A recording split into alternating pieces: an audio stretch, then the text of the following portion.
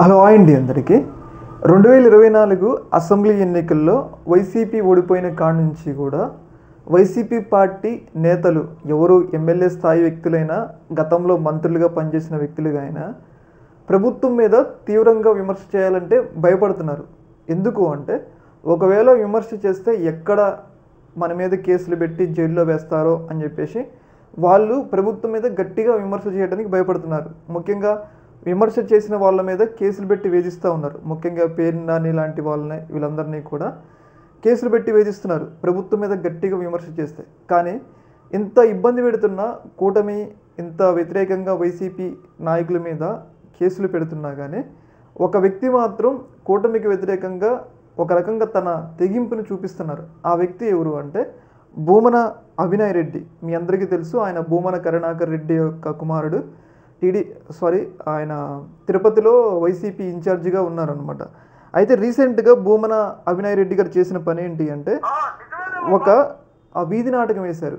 అంటే ఇప్పుడు కూటమి ప్రభుత్వం ఎలా అయితే మొన్న ఎమ్మెల్యేల చేత నాటకాలు వేయించారు కదా, సాంస్కృతిక నాటకాలు.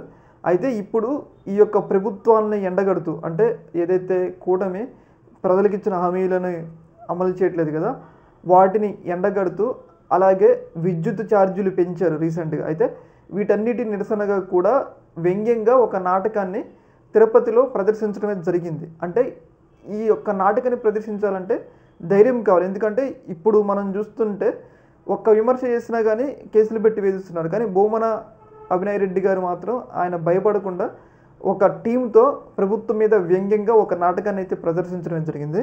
ఒకసారి అది చూడండి, తర్వాత మనం మాట్లాడుకుందాం.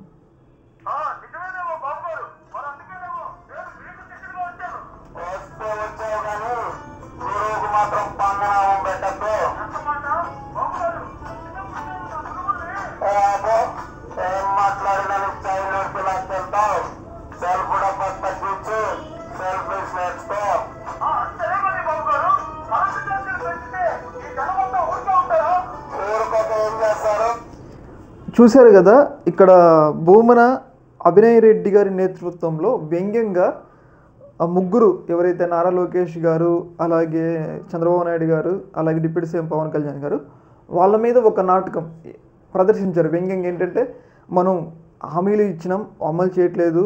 అలాగే మొన్న సాంస్కృతిక నాటకంలో వాళ్ళు బాగా నవ్వారు కదా, వాటన్నిటిని కూడా ఇమిటేట్ చేస్తూ ఒక రకంగా ముగ్గురిని కూడా విమర్శిస్తూ ఒక నాటకం వేశారనమాట. అయితే ఇక్కడ ఒక రకంగా మనం భూమన అభినయ్ రెడ్డి గారి యొక్క తెగింపుని మెచ్చుకోవాలి. ఎందుకు అంటే కూటమి ఇంత అంటే ఇప్పుడు ఉన్న పరిస్థితిలో ఒక్క మాట వ్యతిరేకంగా మాట్లాడినా వాళ్ళకి వ్యతిరేకంగా మాట్లాడిన వాళ్ళందరినీ కూడా కేసులు పెట్టి వేధిస్తున్నారు. మనం చూసుకున్నట్లయితే వల్లభనేని వంశీ, పేరు నాని, ఇంకా ఎవరు పడితే వాళ్ళని కేసులు పెట్టి వేధిస్తున్నారు.